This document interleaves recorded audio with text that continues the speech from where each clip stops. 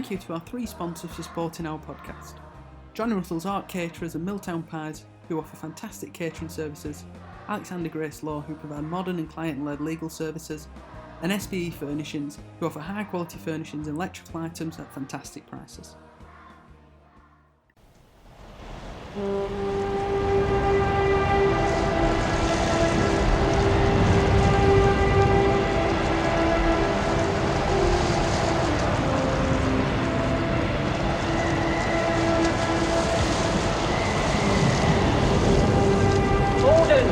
Gordon, send more house to save the house.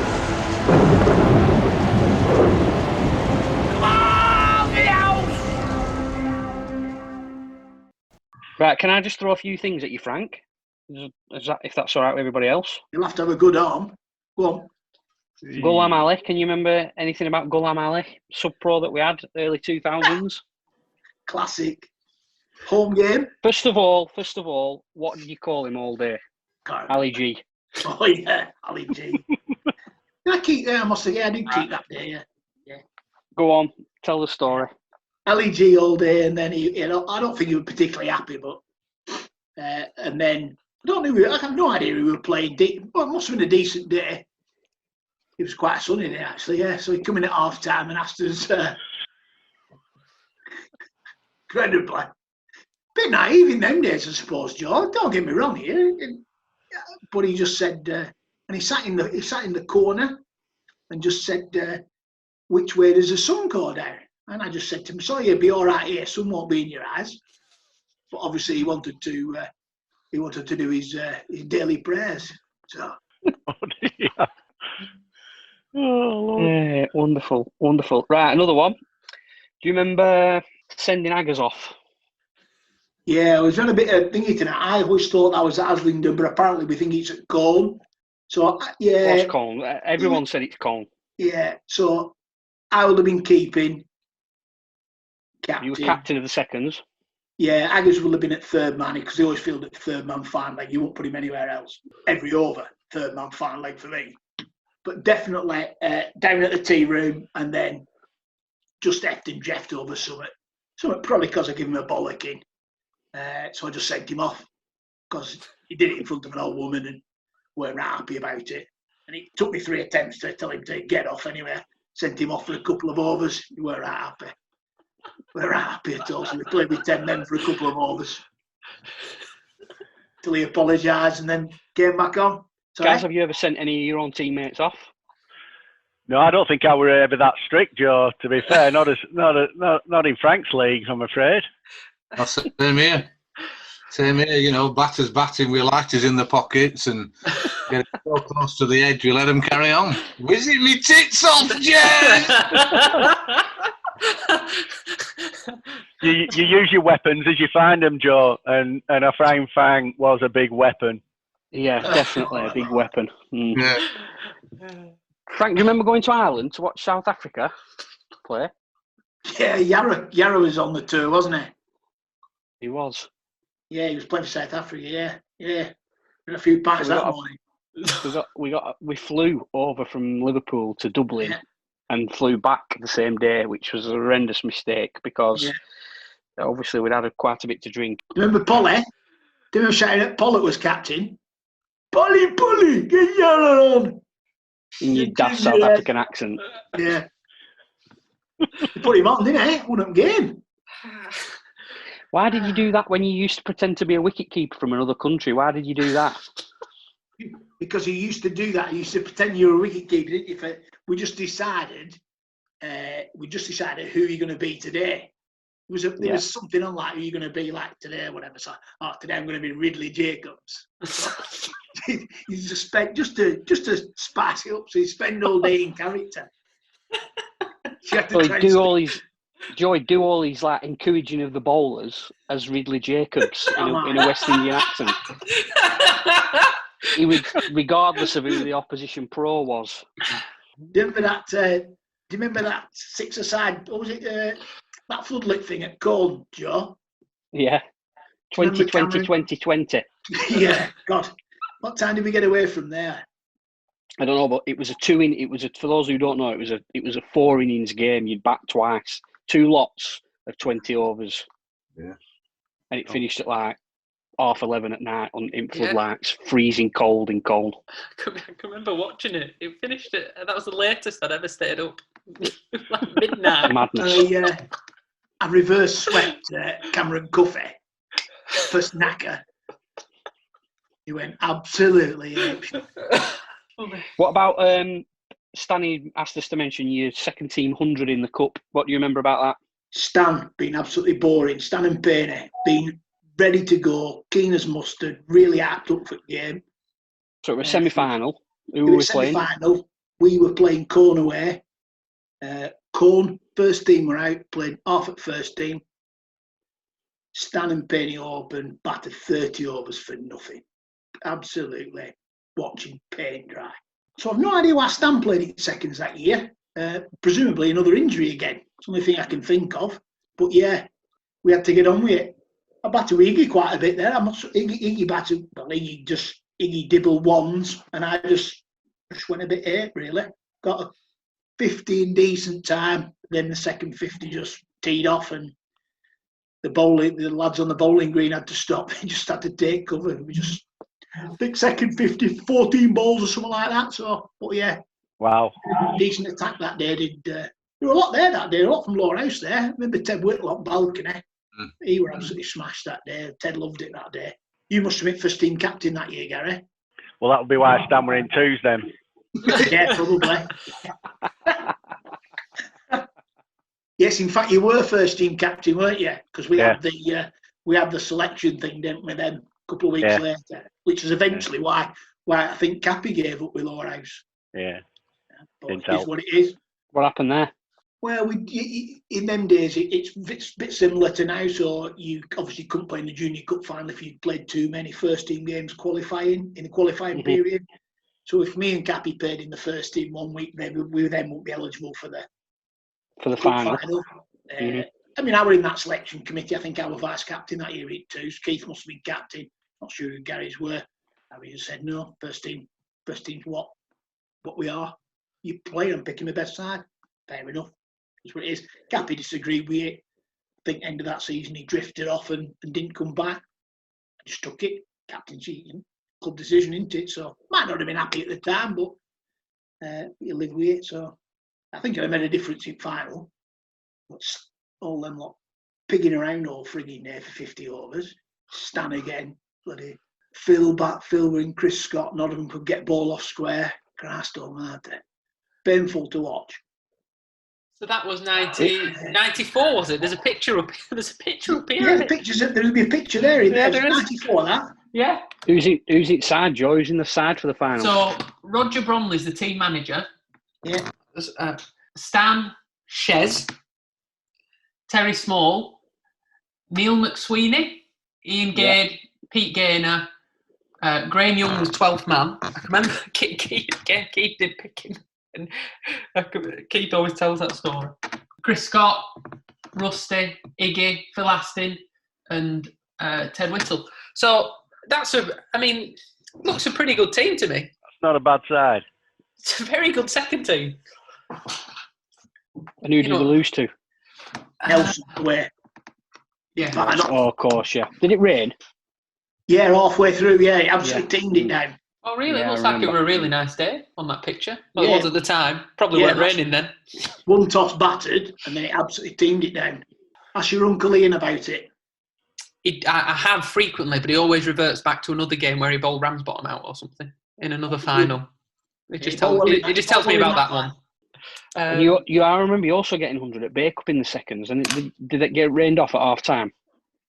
158, 158. We got that 330. 40. It must have been a 46 over game, 46 6 ball overs, I think. Then Johnny Russell. I mean, I always thought he got 50, but somebody said this in the scorebook. He did get like late 20s, early 30s. Yeah, and then went in for tea, had a quick shower, went in for tea, sat up thing, and that old. Remember the old? I think it's probably still there. The tea hut up at the top end of the ground with the tin roof. Yeah. Heard this pit pat. Next thing, Evans ball. became abandoned. And you never replayed it, the seconds, and they didn't even give you the runs. So the 158 got expelled anyway. Bonkers. Happy days. Frank, I've got another game here in the 1997 Second 11 Cup where you scored another 100. Accrington. Yeah. Chaz got 70 odd, but you got 107. They had so Duncan Warburton was bowling. Wayne Roberts, I think. Yeah. Yeah, Wayne Went on to play Roberts. for Richton, I think. Yeah, and a few others from there. So I mean, I know that you were very good, but you must have scored a massive runs in the second team. You must have scored loads of second team runs. I don't think I played a lot of games, Joe. I think All when you look through, I probably played. I don't think I ever played a full season for many years. I probably ended up playing. Might have played 20 games a year, something like that. Okay. Because either or watching football, watching Burnley at start, or playing futsal, and at the end, if we probably weren't in for any trophies, my concentration might have wavered. Don't know. I probably finished more seasons off, but I might not have played a lot of early doors a lot of seasons, so I didn't play many full seasons. So I mean, you've sort of said about how you sort of later on in your career, and you were a really important part of kind of an older group of players with you, Matt Marquis, Paul Stanley, who brought on a lot of the younger cricketers that are now playing in the first team. You know, Hawkey and Paddy and others. How did your role sort of change then? We were looking 2002-3 when Stan's revolution was really coming in. 2003, I think I played a decent amount of first team cricket, but I think more 2004 I became second 11 captain. So 2004 and 5 I was second 11 captain. Yeah, we had Hawkey, Paddy was only little then. Didn't have the temper that he has now. I just enjoy it. I bought into everything that Stan wanted to do. You know, Stan wanted to create this, so we had youngsters, we had experienced cricketers teaching younger cricketers the finer art of cricket in terms of wanting to win, but probably not win at all costs, but more so just to learn the game. Yeah, Gav were around there, Matt Marquis, Paul Stanley came a little bit later back to do stuff. It was just a balance really of trying to, I wouldn't say weed out, but Nigel came. I think I'm not sure what year Nigel came, but I do remember in the Worsley Cup year 2004 being captain at twos and doing a lot of work with Nigel around younger cricketers in terms of Nigel liked to do a lot of fitness, running between wickets, 1s, 2s, 3s, 4s, fielding practice, introducing people to drills. I bought into all that because that was what Stan and David wanted to do. That was the route that they really wanted to go down. I thought Nigel was terrific. It wasn't everybody's cup of tea. Probably more difficult for older end cricketers who'd just been used to going about the way they practiced, how they wanted to practice, not properly structured, and different ways of practicing. Whereas the younger ones, your Paddies, your Joe Hawks, people like that, Nigel was influential in bringing people like Joe Hawk to the club because they knew Nigel's reputation, they knew what a good coach he was, they knew what we were trying to do. And Nigel would work one-to-one with those, with Paddy, with Joe Hawk and stuff like that. And I was quite willing to buy into all that because we were looking at that, that 10-year plan at that stage. But yeah, they were really good times. There was a good mix of youngsters, yeah. And you couldn't do without the likes of Matt Marquis at that stage. Matt Marquis was a terrific second team cricketer. Just sadly, he was probably not underrated, but he was probably unlucky. He didn't get more first 11 opportunities. You know what I mean? But just the time, I suppose. Yeah, we mentioned that previously with Matt. Circumstances but again, a proper Lowerhouser through and through. Yeah, it's outstanding. What other stories have you got, Frank, about maybe about other people or things that you want to, everyone seems to have stories about you, maybe you could put the record straight. We'll put a couple of records straight. I don't think Stan's the worst runner between the wickets. I never had a problem with him, although saying that, because I was hitting 6s and 4s, didn't have to do much running. And Tony Woodworth, complete cock and bull lies about the 6-0 Hereford. He didn't get me any tickets, he had a season ticket. He were crap. So were you on that game? Yeah, I was on, cricket field stand, shouting abuse at him. Did you know him? Not really, no. So it's just a tale he's made up. Well, I tell you, I tend to believe him. He's an officer of the law, and He was. We once saw you at Luton. We'd gone down to stay. Me, Matt, Matt Stanley, a few others. We'd gone down to stay with Johnny Russell at university, and Burnley were playing Luton, and there were a bit of aggro after the game. And Frank was not with us on the trip to go down and see Johnny, but we bumped into Frank. He had his hood right over his head and his top zipped up, so you could only see his eyes. And he was at the back of a big crowd. you were a loose cannon then, Frank, a loose cannon. Yeah. Front page at Evening Telegraph. What happened then? Daily Mail were on. Oh, right, okay. Yeah, Scarborough away. Oh, was that it? Scarborough came into the league and they played there. I don't know who helped fixtures that year. They played Wolves first game, Bolton at home second home game, and Burnley third home game. Wolves rioted. Bolton bloke fell through roof. About 10,000 Bolton and Burnley fans had to do at Old Bill. Smoke bombs everywhere. And I had to go to Renner's. Renner's had a shop on Coca Lane there. That Bonds had afterwards. And I went in. I used to pick papers up for my dad. Sunday morning, went to pick this paper up. Fucking hell. Daily Mail's. Back at Daily Mail's. Only a full page. And it riot at Scarborough, something like that it said. And I were on front page with right in middle. Like full page. Back of my Daily Mail.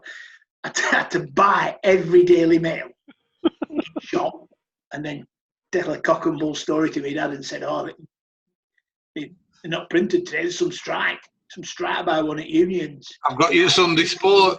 I had to get him. I don't know. I got him mirrors or something like that, but Christ almighty, went back at house burning them all.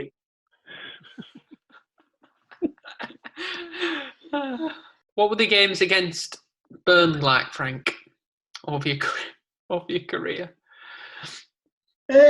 Well, I think I have a good record. Yeah. 60.86 win ratio against Burnley, Joe. I'll have you know. Superb.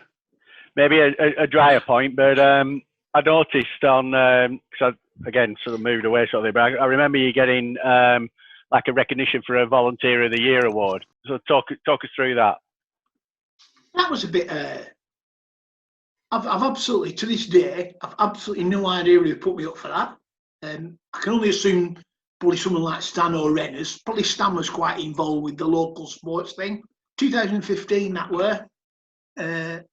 Suddenly got an invite to Sports Awards at Burnley. Thought, oh, okay. Bit of a free nosh, couple of free pints, job done. And then quite astounded that I'd actually ended up winning it. So that was Community Sports Award, Burnley Community Sports Award. And then, unbeknown to myself, you then ended up having to go to like the Lancashire one. And we ended up going, me and Michelle went to Guildhall, and all the Burnley winners of the different groups were all entered in. Believe it. Ended up winning that. So, but yeah, very enjoyable. Yeah. Fantastic.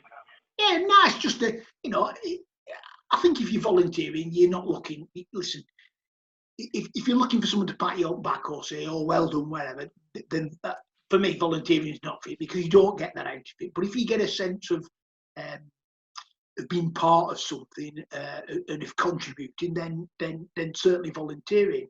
I found it difficult finishing in 2007. I think I finished playing cricket. I found it extremely difficult for the first couple of 3 years because you're not in that dressing room. You've not got the crack. You're outside of that camaraderie and such forth. You used to practice, right? Maybe not the most intense practice, but you were practicing Tuesday, Thursday, playing Saturday, Sunday. it's a lot of time. You know, Joe, continue playing as long as you can. That would be mine, even if it's just, you know, some kind of social cricket. I tried a bit on the gate, doing a bit on there, such forth. But, you know, nothing beats the dressing room. But if anybody's volunteering and they want a pat on back, then it's not the place, because Jez doesn't do, you know, Jez doing the 100 Club and stuff like that's fabulous. But Jez doesn't do it for that. Jez does it for Lowerhouse. He doesn't, you know, he'd be grateful if I said, "Well done, Jez," and, you know, and every opportunity and I think of it. But he's not doing it for pats on back, and he's not doing it for recognition. He don't want his name up in lights. He just wants to do something for the club, be part of something and contribute, you know. It was just really nice. Yeah. No, it's good to see that, especially, you know, obviously Stan's been recognised in a different way, and like you said, it's good to see that people are putting all Queen that. will be giving me one of them. Yeah. People, well, they do a lot of vetting and background checking, I think, Frank, so they don't want any exposés. So I think you're on safe ground there, mate. I wouldn't be looking for any letters just before Christmas on that front. But no, it's good to see people sort of long associated with club and putting the amount of effort that they do in getting sort of that sort of reward or recognition outside of it. So one of the other sort of things that you sort of picked up on in recent times, but possibly, like you say, you have a bit more time on your hands and a bit more disposable income, is you sort of travel the world watching a lot of cricket now. Have you got some? You must have some tales spending time in different countries and Barmy Army and watching Test match with sort of 90 degrees and full of beer. Yeah, there's some cracking tales. I mean, I first went to South Africa in 2001 when the year that Yarra ended, and I remember watching the Standard Bank one-day final at Kingsmead, Durban, and Yarra were playing that game. Jack Rudolph, John Kent, Pierre Joubert obviously then went on to play for Burnley. Justin Kent, Pollard, and Tina just sat there for 100 overs, and I just abused Benkenstein. He was obviously Burnley's pro. Spent 7 hours and completely abused Benkenstein for 7 hours. Very enjoyable. But he weren't expecting that. He couldn't believe it. He could absolutely not believe it. Yarra and Joubert and that were just laughing their heads off. They were obviously playing for Titans. Benkenstein was playing for Natal then. He just couldn't believe it. Not sure John Kent, who was going to be our pro year after, was that impressed, but at least I got to meet him then. But yeah, it's the cricket's quite good actually, because it's, if you think about cricket as it is, it's all in interesting places. So we went to South Africa in 2015. Went and watched the test in Durban again. They ended up calling us the Durban Five. So there's 5 of us. There's me, Michelle. There's a lad called Ian Pope from Ipswich. Wilkie and Rob are both from Preston. We ended up in Castle Corner at Durban. So that's Boxing Day 2015. They shut the bar down, shut the end down, called the police that day. Not because of us, but a lot of the South Africans got a bit out of hand. Anyway, the next day the newspaper blamed an infiltration of Barmy Army fans. But you're right, drinking £1 pints in 90 degrees is far more favourable than sitting at Old Trafford in a cold wind and paying 50, 60 quid for the privilege. Yeah. So where have you not been that you fancy going? Pakistan. Well, they're going back there soon, aren't they? 2 T20. Yeah, so I might be able to. It's 2 1-day, 2 T20. So Pakistan is on the cards potentially. If they'll give us. I'll alert the ambassador.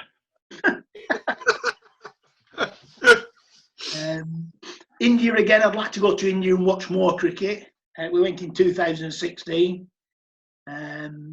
But I'd like to see a lot more of India. It's a really big place. We saw a lot, but there's a lot more to see there. It's unlikely they'll go back to Zimbabwe, I think, but that's another potential. Holland in May this year. whether that's behind closed doors or not. Amsterdam will be pretty good for the 3 one-day internationals, but I think they will probably still behind closed doors at that stage, so that's probably going to be a no-no. And then next year, going to go to Ashes, because we haven't been away this year. We've just been able to concentrate really and say that's what we'll do. So I've wangled 6 weeks off work, and the plan is to do Brisbane, Adelaide, and Melbourne tests. So fingers crossed. Sounds good. Sounds good. But Pakistan is more an aim than for me. Just culture-wise, really, quite like going to these places, like the countries. Loved India, loved Dubai and places like that. Can't do enough for you, to be fair. So Sri Lanka, we'll have to go back to Sri Lanka again. That was a fabulous trip. 3-0. You don't see England win away much, generally speaking. But November is really the rainy season. Any other lively tales around Lowerhouse or your sporting career or your travels that you think we should know about? There's been a couple of entertaining futsal trips. One what involved there? We went to Australia one year, so we played in the Australian National Championship. So that was in Canberra. So we paid us all, or got sponsorship to sort us flights out. They paid for all the accommodation, everything after that. So it's a win-win situation. So Steve Catlow, Catsy, don't you? Yeah. So Catsy went, Cass Mason, Neil Thompson, Steve Doney went, Jeff Payton. So there was probably about a dozen of us. Gimmer, Steve Long. Yeah. Yes, Gimmer was backpacking then. We were short a number, so Gimmer come and played for us. And we ended up getting to the semi-final, played New South Wales, and we had to play a final. We were dead on his feet because we only had 6 fit men for the final.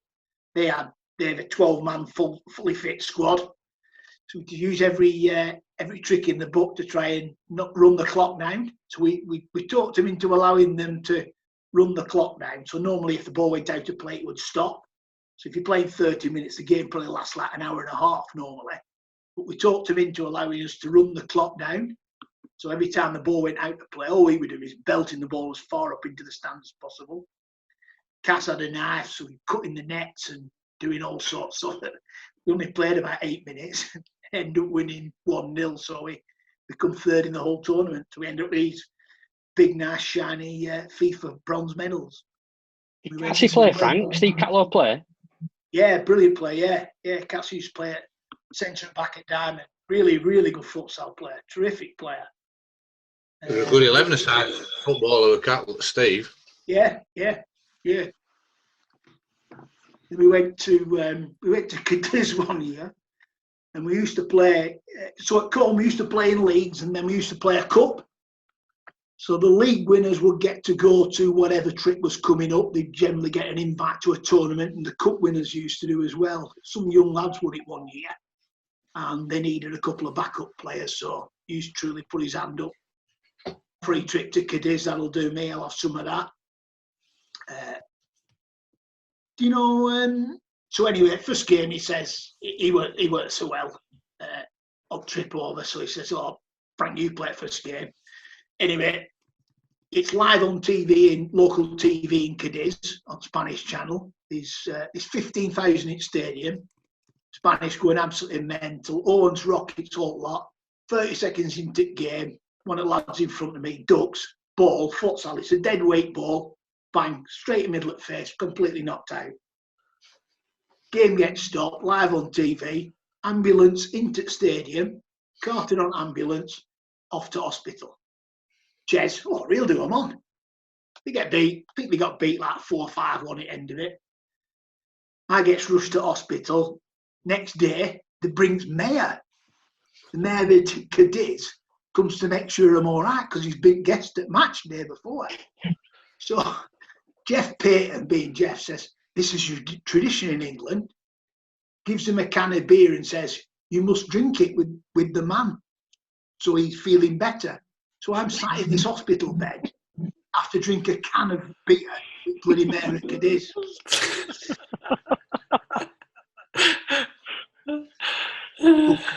And then I was made up, doesn't it, this story? It's a brilliant story. It sounds like you're just making random stuff up on top of your head. and then the last day, I was supposed to. So I think we were there for 6 days. So the last night, I'm supposed to be taking all these pills for like whatever. Anyway, so I just downed a load of these pills. We go out and have a load of beer. They tried to wake me up next day for coach from Cadiz to Gibraltar, and they couldn't wake me up, so they just left me there. So left me asleep in Bath in Cadiz. So I woke up at 4 or 5 hours later. I had to get on a chicken bus out to bloody Gibraltar. Good days. Jesus. Is that why your nose looks like it does? That. Yeah. It's had some. Well, it's had that. I'm not really good at fainting, Joe. Well travelled. I can tell you that. Well travelled bonds. A well-travelled nose, yeah. We had a little trip, Frank, didn't we? And your nose got removed a little bit to one side. What's that? We had a trip abroad somewhere. I don't know whose trip it was, and you had a little issue. Who's was it? Would it have been Matt's stag do? Yeah, that's when you cut your head on the curb. With that Wolves fan? Yeah, Dean from Wolverhampton.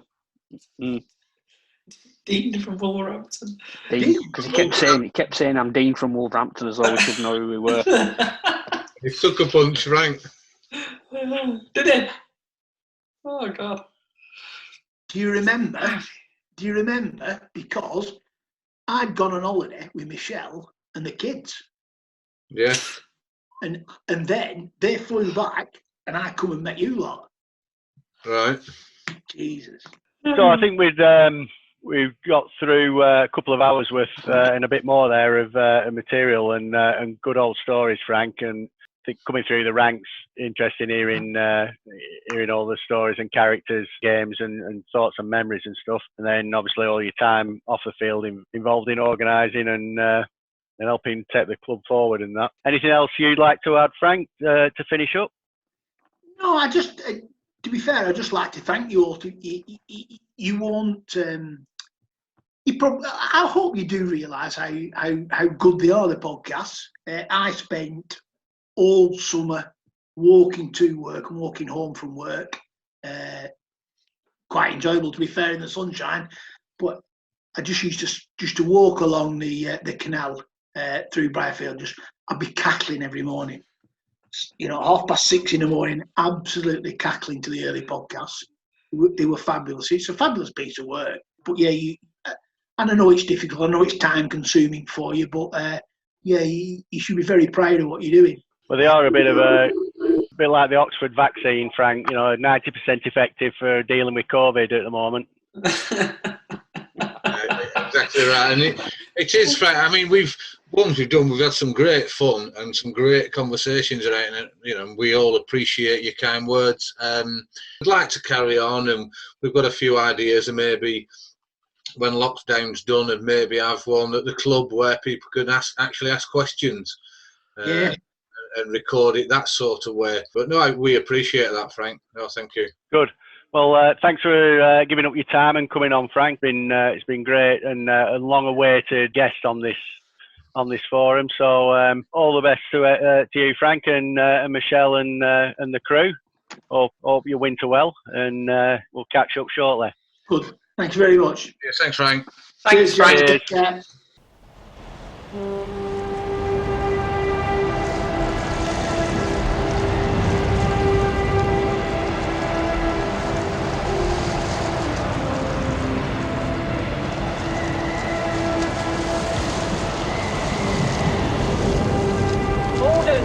Gordon, send Morehouse to save the house.